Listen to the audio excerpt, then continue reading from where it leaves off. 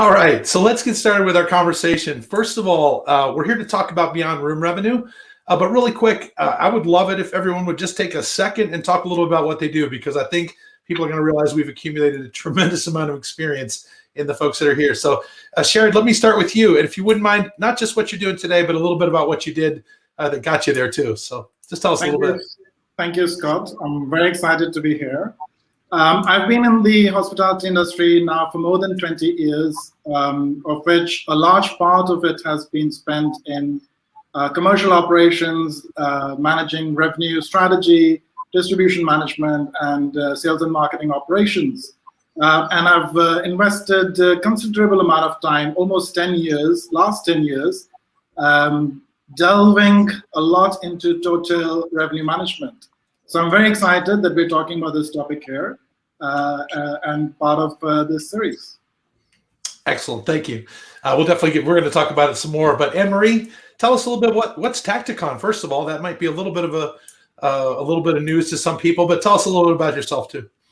Well, what is Tacticon not? I mean, the thing that we offer is education. I am also the organizer of a few events and seminars and webinars. But what Tacticon basically is a consultancy and training company. So we offer revenue outsourcing, system audits, trainings, and I said webinars. The other thing that we do, we have a distribution platform powered by Windsurfer, which we help hotels to get an excellent distribution strategy. And we have a revenue management system, which we think is very nice because it's been developed by revenue managers, powered by artificial intelligence. For myself, I'm Dutch. I have my Polish last name from my Swedish husband, whom I met in Mexico. So that's. I moved to Sweden about 20 years ago, and that's also when I started to work with revenue management. So that's my experience, you could say. Cool, thank you very much. And certainly last but not least, Ian, I think probably a lot of people know you, but just give us a little bit about who you are so everybody knows who they're hearing from. Well, first of all, thrilled to be here with you and the whole panel. My name is Ian. I don't have the depth of experience in hospitality, but I have about 10 years in travel.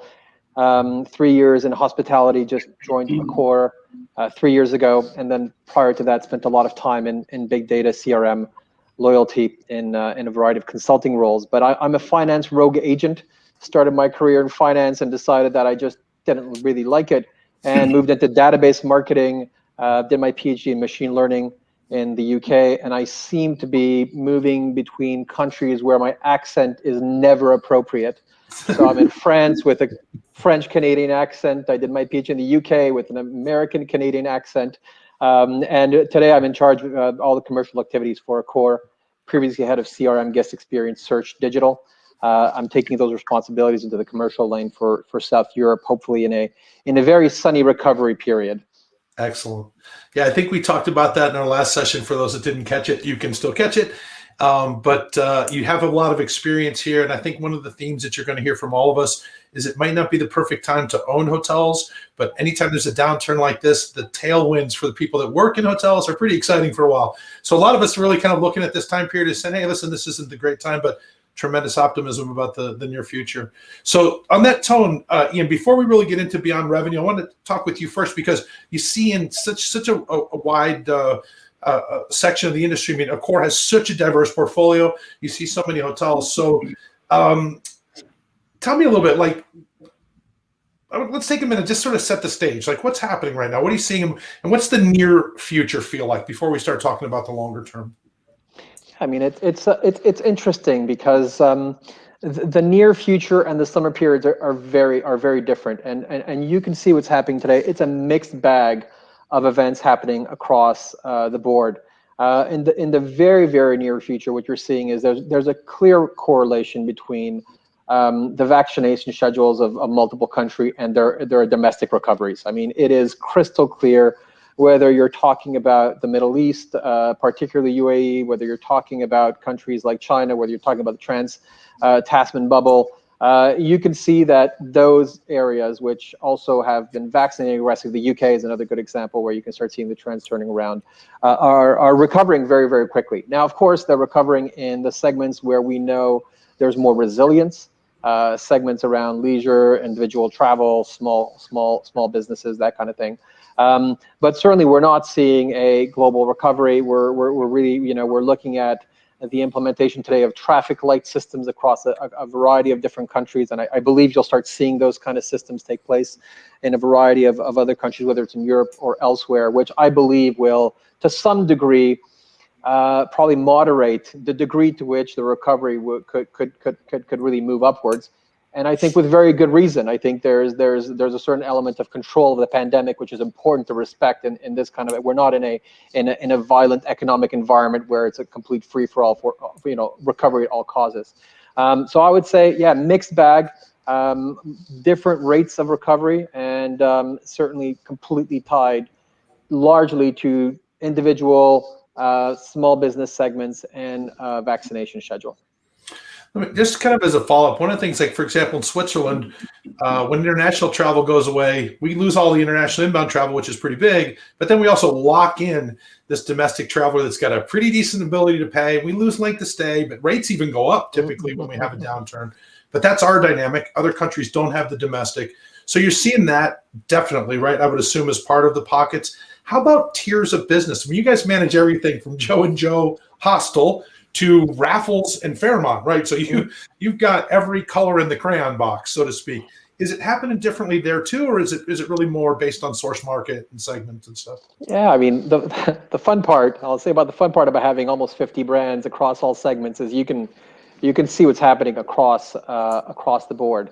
And it's interesting. Of course, typically what you'll see is there's also a correlation between these upscale and luxury brands with a more international type of consumers. So inherently, those brands are more impacted. You cannot backfill to the degree that you can on the more economy type brands. So certainly you're seeing a capacity of economy, deep economy brands, and probably to some degree mid-scale brands, their ability to recover and consume domestic business, particularly as you were talking about around long-term lengths of stay and those kind of things. They have an ability, of course, to consume more of that demand. So I think it'll take a bit longer for the upscale and luxury type hotels to do better. But I say that on an average scenario, as you kind of look at hotels that are situated in the country or hotels that are situated near oceans or areas, of course, leisure areas. Of course, you'll start seeing peaks, probably bigger peaks that you would have seen even in a normal period, being available to those kind of properties. You bet. Yeah, we some of the hotels that I work with, some hotels in Florida, and what we're seeing is the Saturday demand is tougher, more than it's ever been. The issue is you can't even get them to stay Friday or Sunday. So it's not. It's more of a challenge in that sense.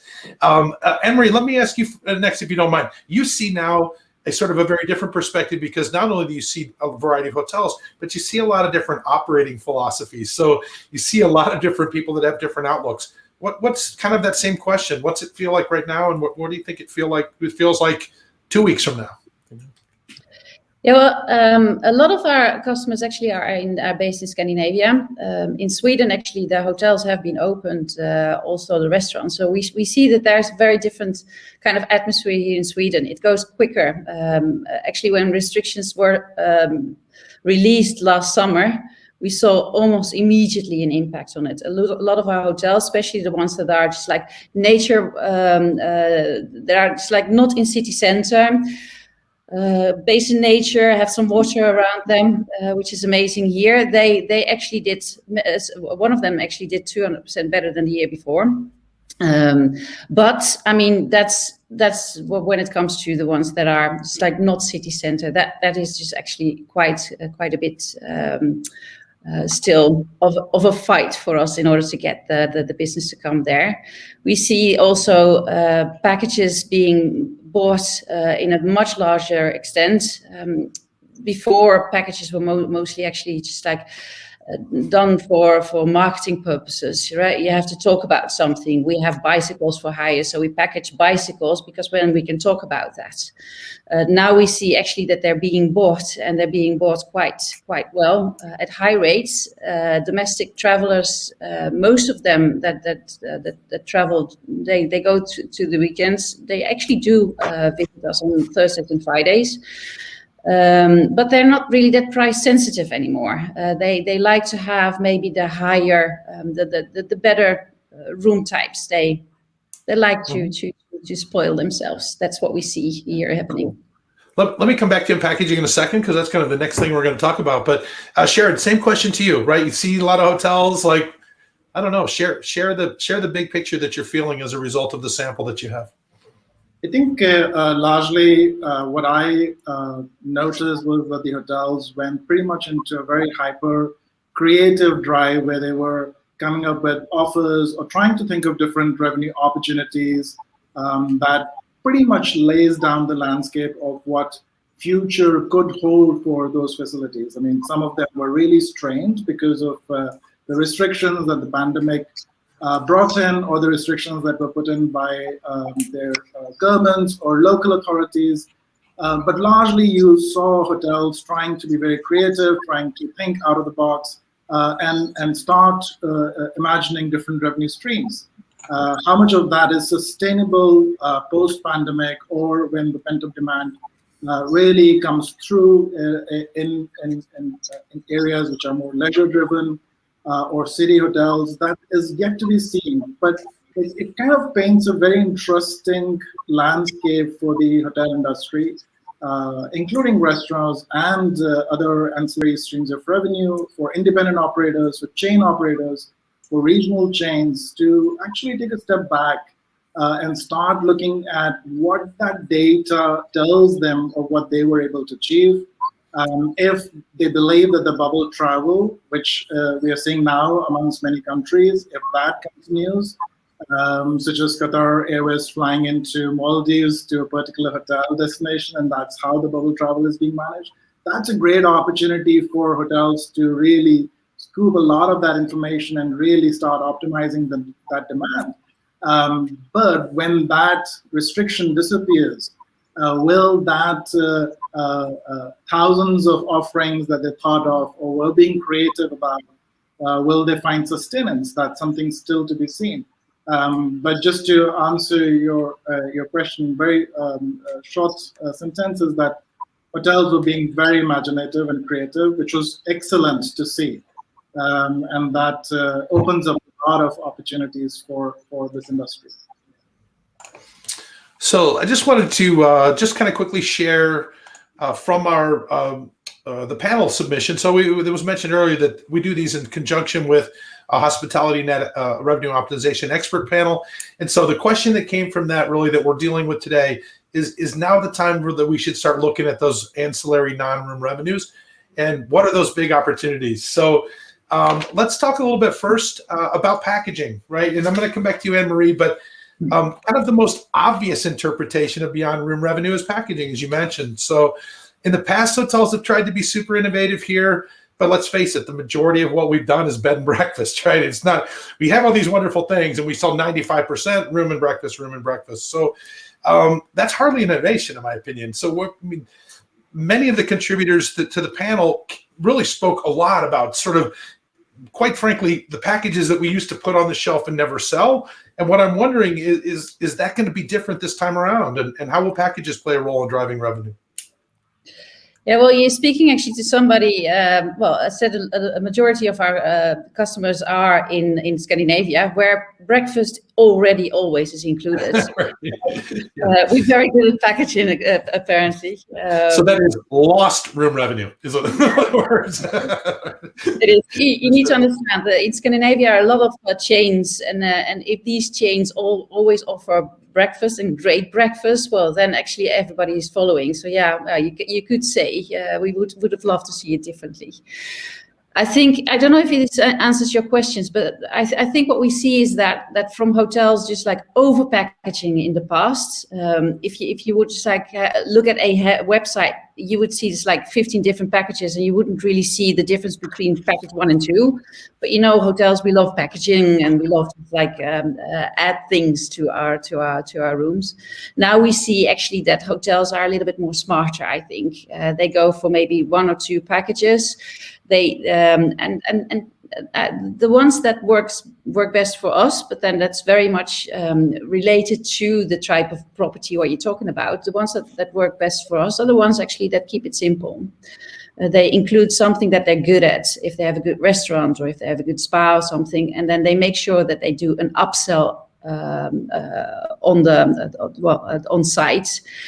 And that is actually brilliant because, I mean, you know, people have forgotten that they've spent the money already, and then, well, okay, wine package might be nice, or I can take dessert or maybe a pre-drink or something like that, and then they sell much more that way. Mm-hmm. Hope that answers the question. Yeah, it was perfect, actually. Thank you. And then I tell you what, Ian, I want to jump over to you too, because, you know, now from a brand perspective, a lot of direction comes from a brand, right, on how to package, because it has to be shelved in the reservation system. You got to be able to make it work. Brand support behind an initiative works well. What approach are you guys taking at Accor to take advantage of this and sort of, I guess, institutionalize a little bit in such a large environment? Yes, I think we've been challenged by the creativity of many hotels, of course, and I think it's great because it challenges us as an organization to find solutions which are scalable. I think Sharad mentioned earlier that some of the challenges are trying to figure out what does the future look like? Is the stuff we're trying to industrialize today, is that what's going to be in demand tomorrow? So increasingly, I couldn't agree more. I think a hotel has to do and has to package what it's good at. If you put together packages which create dissatisfaction, essentially you're actually going to be, destroying value down the road. So as we look at our different hotels, you can see, of course, that the more luxury hotels have a suite of ancillary revenues going from spas to golf courses, and I can continue on and on and on. That makes sense, and you can actually put together strong passion packages around sports and wellness and a variety of different components that today makes sense, and frankly today from a digital perspective can be delivered in a smart, direct, and targeted way to specific audiences in the different ad networks. But as you kind of work your way down into the more economy hotels, we've also figured out that some of our economy hotels have restoration concepts that are incredibly well localized. They do barbecues, and Ibis, for example, has a passion around music, and so some of these packages can be built around the different passions of the brands, what they do well, and then some of the different assets that they have on hand. So we believe that a lot of the packaging has to increasingly become localized, and probably some of the bigger challenges around localizing packaging is the ability to distribute it effectively to the right consumer and at scale.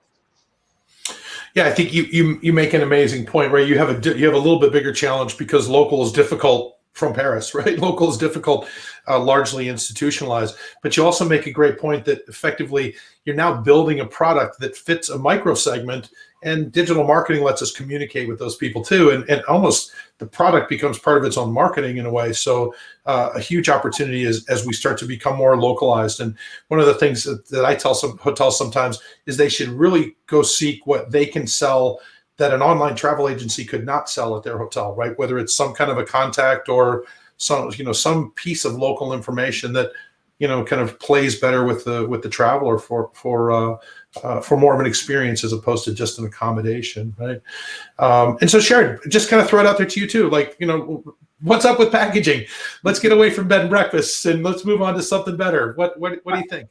I have a very different view on packages, and the reason I say that is because I believe that a lot of consumer buying behavior is moving towards experiences. That's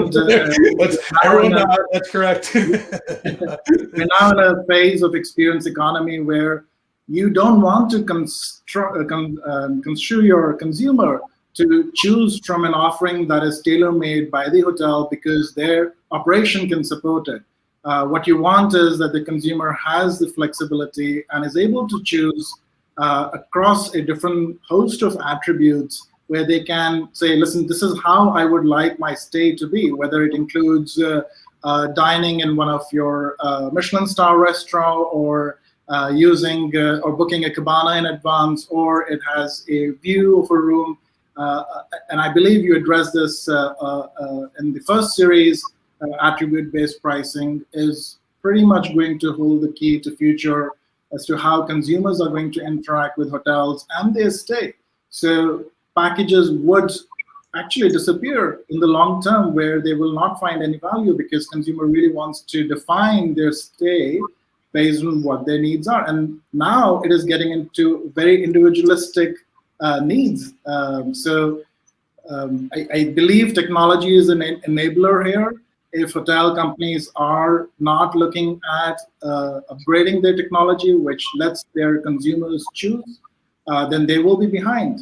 And that actually will lead hotels to start thinking beyond room revenue as well, or in collaboration with room revenue, I think Sharad is critical. I think we're talking about packaging, but we're also talking simultaneously about smart packaging, unbundling, and essentially doing what the airline did, having spent almost 10 years in airlines, did 20 years ago, which is essentially smart unbundling. Then they started repackaging the right components in a smart way to deliver value and lock consumers in, flight passes, some of those things. And I think that's the shock which is happening today, probably 20 years later on our side, plus experiences which actually allow us to add a layer of sophistication, intelligence, and probably appeal, which didn't exist 20 years ago. Let me, if you don't mind, I'm going to actually ask you first, Anne-Marie, because I know that you have thoughts on it too. But how close are we to really being able to build a truly attribute-based pricing kind of a purchase environment? Like, it's great to talk about, come in and order off the shelf. But now, I tell you what, I was a revenue manager. Wait a second, I got to price how many different things?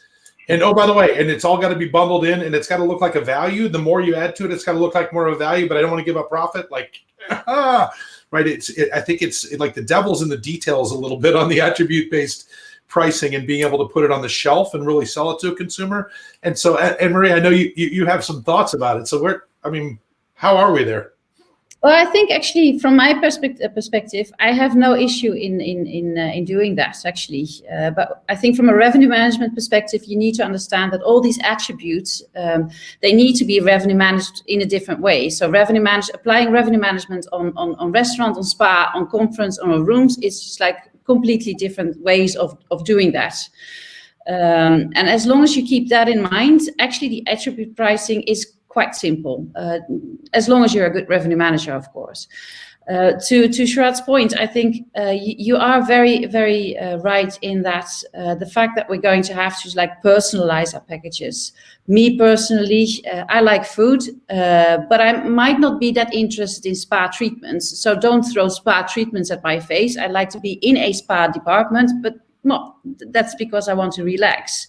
So yes, talk to me about things that are interesting me. But I think also what we see in our hotels, the ones that are really high-end, attribute-based or packages not working.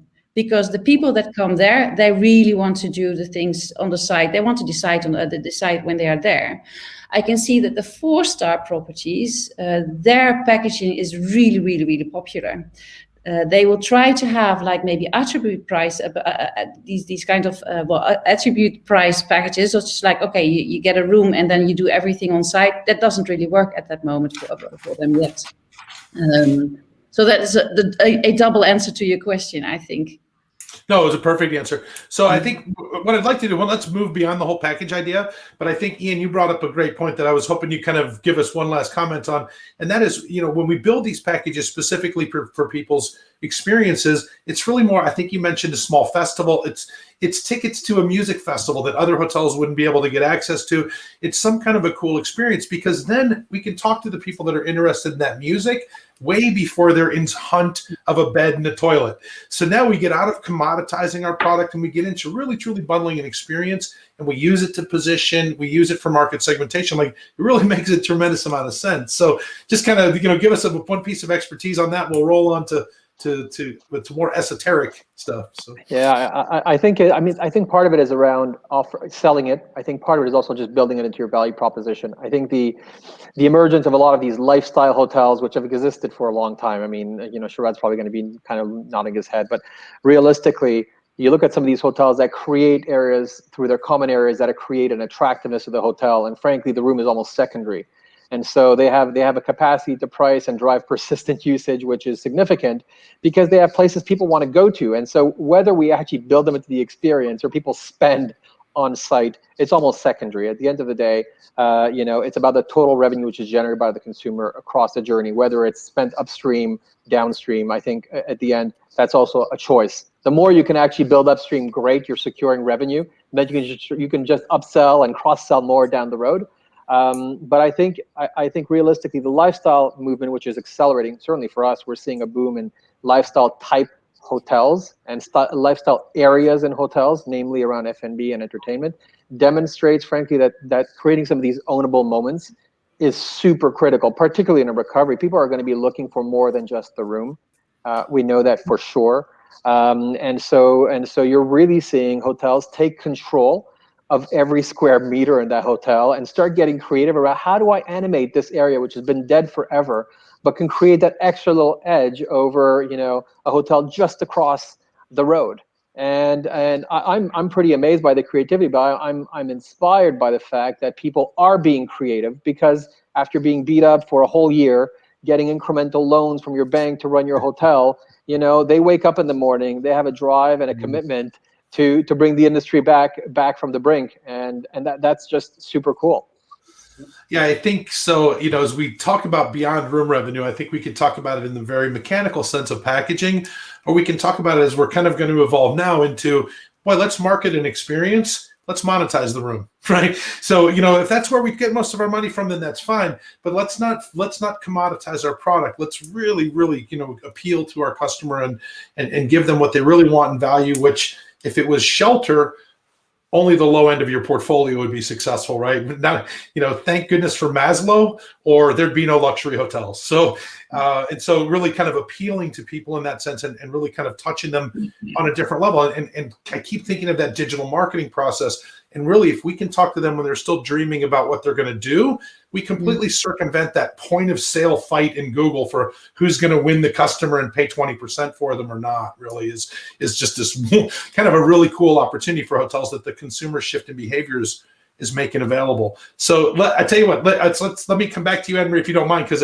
I know you have some stuff to say about it. But so a lot of our initial COVID reactions that we've all talked about were kind of like, I think, defensive almost. Let's replace the revenue. Let's keep people working. Let's modify our takeaway because there's a situation with that. But now we're seeing stuff that's kind of becoming a little more innovative and a little cooler, right? And probably has a better chance to be sustainable, as you mentioned, Ian. So, Anne-Marie, where could it be heading, this whole thing, in terms of becoming more experience driven? Well, first of all, let me say about what happened with revenue managers. I have no idea why do we have such a bad reputation? Because the first thing that happens actually is that people just fired their revenue managers because we had nothing to revenue manage. That was a bit of a challenge for our part. Where are we headed? I find that actually quite difficult to answer to, because it all depends on the location, but also all depends on the possibilities of the property. Maybe if I can take maybe a more boring part of this site, when are we going to get systems that actually can help us to manage these non-room revenue related attributes, right? Because our PMSs, our CRSs, a lot of them are still just very much related towards room, and then you have something else. Mm-hmm. So we find it in our total revenue management projects, we find it very, very, very difficult in order to get the right statistics in order to just like help our properties in order to be better. You see that digital marketing, you see the CRMs, they are starting to get there, because I mean there you can track, you can really see what a specific person's interest is, and you can target actually your marketing towards that. But then still, if we want to look at, okay, what is the result of what we've done? Well, we find ourselves in, well, don't really know. So Sharon, let me go to you, because you started to speak a little bit to this a moment ago. You mentioned the whole idea of attribute-based pricing, right? And really putting cool stuff in there. I mean, how crazy could that get? Like, what would you envision hotels using to, what sort of things do you see us ultimately starting to bundle in? Well, I believe that attribute-based pricing is just one part of it. But if hotels have to really go beyond room revenue, and from whatever they have had learnings from the phase that we've been for the longest time ever, and they have to start critically thinking about beyond room revenue, then they have to start thinking about or start imagining the entire hotel facility as an asset. And coming to what Ian was saying earlier, that people have been creative about using that dead space and trying to liven it up or create some revenue stream out of it. But that's, for me, those are just blips. They are happening because there was a need to create some sort of a cash flow. Future still lies in practicing revenue management in ancillary revenue streams, which is food and beverage, MICE and catering revenue management, looking at spa, looking at parking, which really needs to start getting addressed across the spectrum of this industry. Because like Anne-Marie said, you can start thinking about systems, but for me, the biggest challenge is that is there a culture that exists to start practicing total revenues as a concept for hotel facility or a hotel asset? I mean, systems is one part of it, but think about the talent that's out there that actually understand restaurant and MICE revenue management, because it's not as simple as rooms revenue management. Or rooms revenue management today seems simpler because of all the advancement that we've made in this field, but restaurant revenue and spa revenue and MICE revenue is science in itself, and is much more wholesome. It requires a deep understanding of processes and benchmarks and things like that. So I believe the industry really needs to start thinking very seriously, and I'm glad that we're discussing it, we're talking about it, such that they start looking at where they can really add value to a hotel asset, and not think about the investment that they have to do in systems, not think about the investment they have to do in a human infrastructure to start running it. First, at least get serious that you have to practice it, which will be the need after 6 months from now when the restaurants are full again. Just to give you an example of post-pandemic, or not, still in the pandemic period, when Switzerland opened after its first lockdown, the bars and the restaurants, and they were packed. And of course, they had to maintain the social distancing of 2 feet apart, or the tables were not as close. What a perfect opportunity for an industry to actually think of turnover, to think of bringing customers for a defined period of time. Was lost because nobody is ready to embrace it. We still think that we may offend somebody if we ask them to leave early, or if it's not time bound. But ask the hotel investor or the owner who's not made any money for many months now and are completely in the red.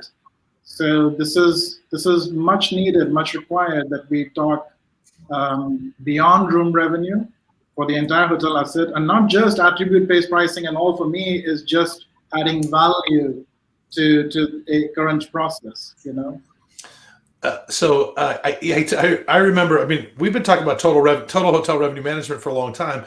I remember going to a conference, going back to my hotel, approaching the food and beverage director and saying, "Hey, dude, if we lower our prices a little bit, we could do a lot more covers in the restaurant." And total hotel revenue management as a concept died for about 3 years for me after that conversation. So there's definitely some cultural parts of it, right? That we've done things historically one way, and now and by the way, 50-year-old food and beverage director, 36-year-old me, no credibility, you're out, not making the change.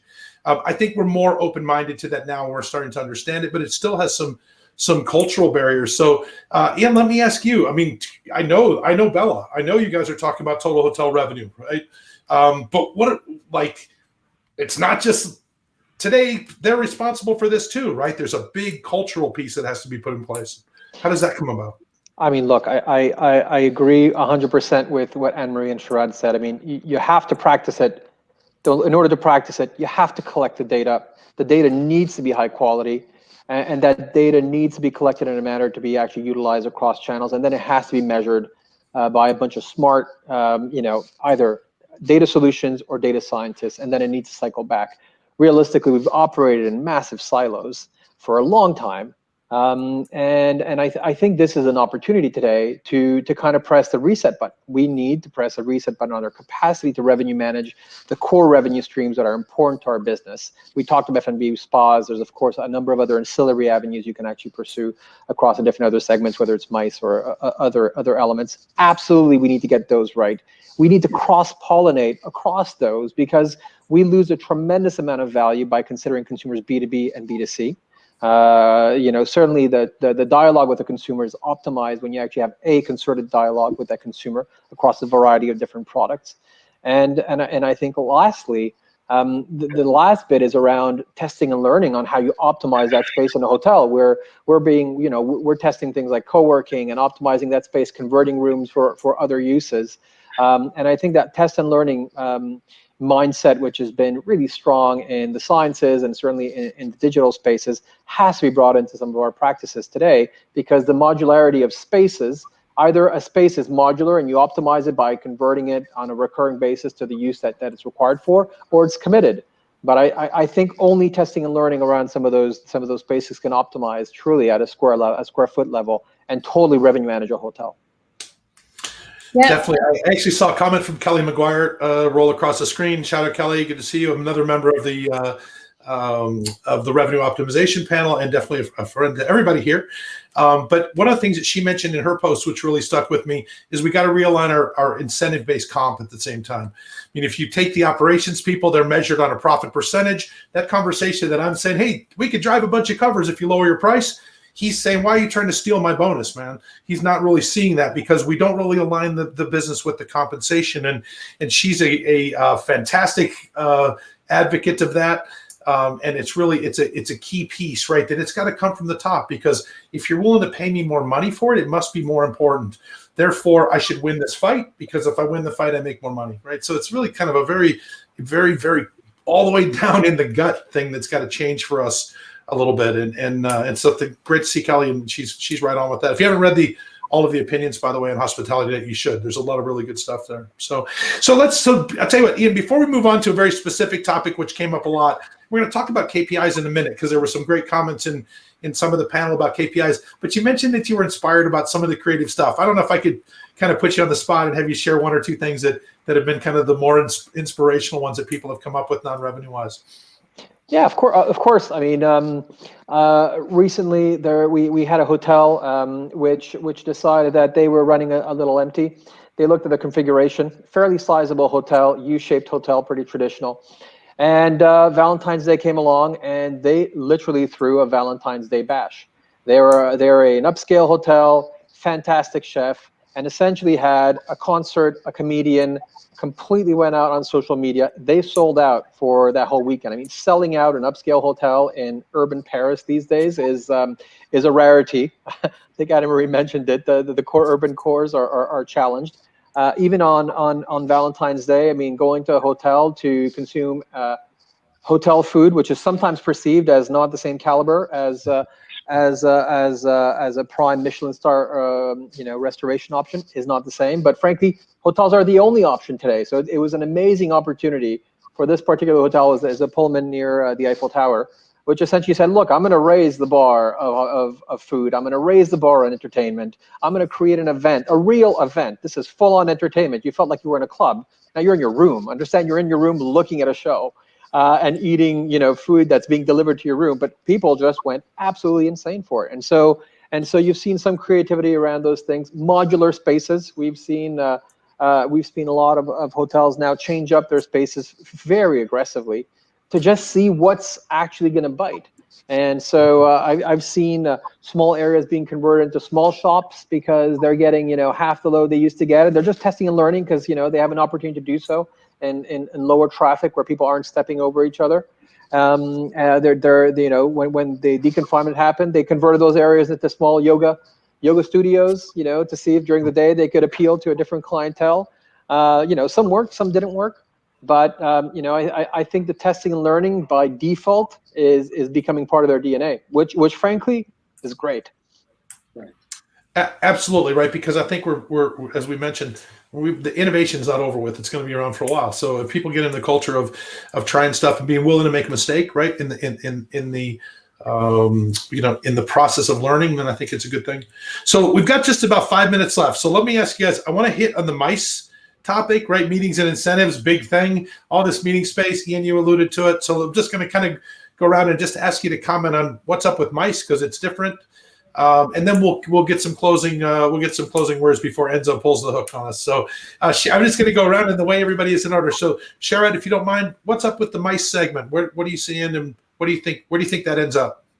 I think, from whatever I've read so far with hotel companies coming up with MICE programs or structure around how they will hold meetings for future, seems all very promising. We are going to see some dramatic changes in the way catering or MICE business is conducted or events are held. But that could also change very quickly once everybody feels much safer or is vaccinated, or there's an environment that is very conducive for them to hold meetings. I believe from an optimization perspective, this is the right time to start. They have not been working for a good time period now. It's a good time to just step back, look at what data they have, and invest their time in actually looking through the data, not just think of the operational side, the experience side, but really what can they do with the data they had before, how they're going to manage or create a landscape for future, because that's essential. And if they're not investing their time in doing that, they will not be able to create an infrastructure to optimize it as well. They'll just be talking about experiences and operations. And again, we'll be talking about beyond room revenue. So yeah, that's interesting. I think that smaller hotels in smaller locations with incredibly high-speed internet are going to have the opportunity to host global product rollouts for companies in the future, right? That no one gets on an airplane, but we got the entire sales force from Pfizer together. We rolled out the product, and then you have little breakouts, and the CEO's sitting somewhere, and he addresses the whole group for a little while. You literally have the same thing that people used to fly in from all over the world, and yet still super regionalized. And so be interested to see how hotels change their technology based on MICE, because I think that's going to be a big piece.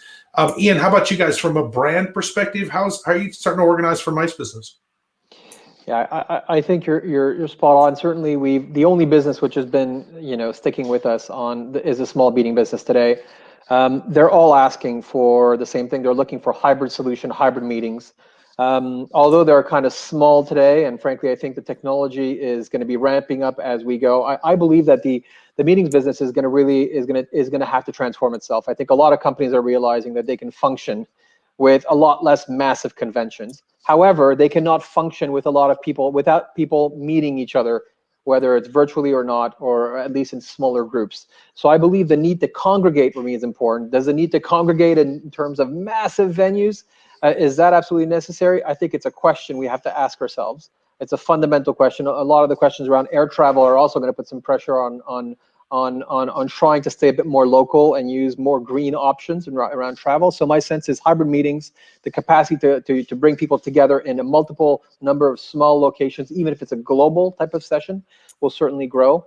And I think a lot of the solutions you're seeing come together today, whether it's some solutions like All Connect, where we work with Microsoft, or other hotel chains are working with other solutions, are going to become more and more prevalent, whether it's a software, hardware connectivity, but getting it right across the board is just going to be super critical. Think about the commercial real estate industry, right? When things go bad for us, people check out, the lease is over, our occupancy goes down. An office building, you typically sign it for 10 years. So a lot of people are stuck with office space that as a result of this move towards, I'm not even going to call it work from home, I'm going to call it portable jobs. But as we move towards this portable job thing, when those spaces stop being renewed, that cultural need to occasionally get people together so that you replace the water cooler, in my opinion, is a massive opportunity for hotels, right? Just to, you have to, I mean, I find with my students, I have to plan casual interaction. That's an oxymoron, right? So if you brought us together 3 or 4 times a year and let us spend a little time together, we would miss each other. We'd interact a whole bunch. Then we go back and do our thing. And maybe that's kind of the new version that evolves from this. And I think that's going to be slow, because I think there's going to be pressure for a while to use that unused commercial real estate. But when those leases start to expire, then where do we go, right? We're going to meet in a park, or we need a hotel, right? Those are the 2 choices that we really have. So we're kind of getting low on time. So what I'd like to do, we've had the question about KPIs, but Anne-Marie, I'm just going to ask you, sort of give us the expert opinion on what's up. Where does the KPI thing go as a result of all this? Well, I think we've been talking about for 10 years now that it's going to go to TrevPAR, GovPAR, and these kinds of things. And I think it's about high time that we start to incorporate them. Then I think also to Kelly's point, I think that we also need to look at the strategy. I think we really need to up our game. I really think that revenue managers should understand how to apply revenue management on these different kinds of departments in order to get the best TrevPAR, GovPAR, and what have you. KPIs are extremely powerful. As soon as you start incorporating a KPI into your company, actually people immediately start to work against it. So I think it starts with that, but I think actually we should really increase our knowledge about how to revenue manage all these kinds of things. And I really don't see that happening right now. As the moment we go into an F&B department, and I'm generalizing now, but then it's like, okay, well, you don't know anything about kitchens. Yeah, I don't, but I know about all about menu engineering. I know all about C-turns. I know all about actually what you could do, but no, I have no idea if you need to change your creme fraiche to yogurt. No idea. But and then I think we need to try to work on as conference revenue management is going to be very interesting, because we see a change, and I completely agree with all of you. It is going to be the hotels need to invest in technology, and it's going to be different kinds of meetings that are going to happen, and that is going to be interesting also from a revenue perspective. Cool. So I tell you what, just real quick, thank you very much, Anne-Marie. Sharon, for you, obviously we have a lot of optimism, right? Kind of final word of wisdom for everyone that's tuned in today and spent their time. Pay them off, golden nugget. I tell you, I'm very excited of what's to come for the hospitality industry. Leave the pent-up demand and everything, but in the field of beyond room revenue, there are some great opportunities. And if anybody has paid attention to how some creative opportunities have been created in the last 1 year, how they can start now putting it together and assimilating that data and start using data powerfully to send a message to within their hotel teams to go and think beyond room revenue is going to happen. And that makes it much more exciting. And what makes it more exciting is that we're talking about it. We're bringing it to forums like these. We're expanding our view to thousands of people and asking them to start investing their time in learning and developing themselves at the same time. Cool. No, Enzo, just a second. Ian, please guys, answer. don't worry. Don't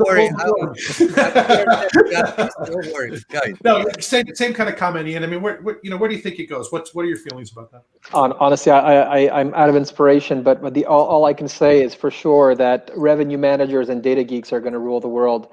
That is all I can hope. That's all I can hope for. I think Anne-Marie's comment around F&B is absolutely telling. Realistically, we focus our efforts and energy on our core business, and we've put all our energy in the core business of selling that bed.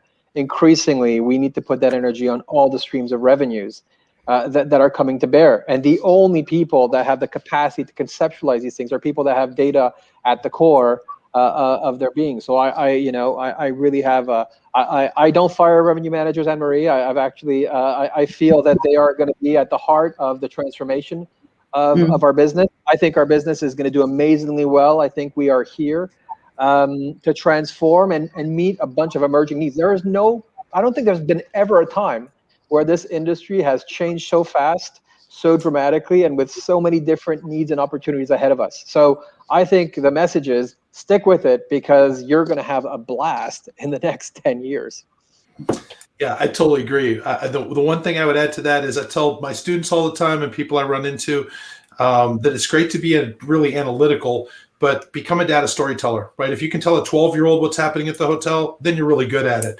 And I often follow that with the phrase, geeks that speak make bank. And I think the next 5 to 10 years, that's going to play probably more so than ever before. So exciting time. I completely agree. Whew. All right, Enzo. We're Ooh, good. man. Can I have a final word? Please, Emery, I'm sorry. Yeah, throw in one more thing.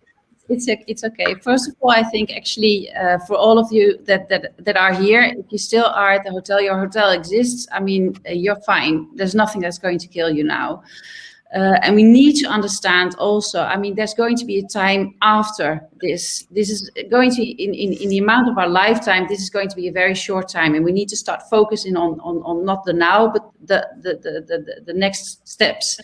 And I think maybe I hope that if we look back at this time, that we think, hey, this is the best thing that ever happened to us. Because you know what we saw pre-COVID is already this increase in leisure segment, and also this increase in leisure revenue spent per leisure guest increasing, and the number of corporate guests actually decreasing. What happened with the last year is that this just speeded up for about 10 years ahead. And I think that might be good, because if you have like very sudden changes, that actually makes us very creative, because all of a sudden we are trapped and we need to get out of this. And that's also where you see all the creativity coming from. So I hope maybe that's the thing that the pandemic is going to give us, a better future. But it's tough now still. Cool. All right. Enzo, that's the final word. Back to you. Yeah. Cool. Great conversation. Great interaction. I see you guys on LinkedIn. Thanks, the audience. Keep going. Hard question to our speakers. Before we introduce the next session, it's going to be a great interview with Klaus from Ideas. Let me remind you guys, me and Scott, we are part of HSMI. It's one of the largest associations in Europe, but worldwide. And they are also planning a very, very cool revenue management series.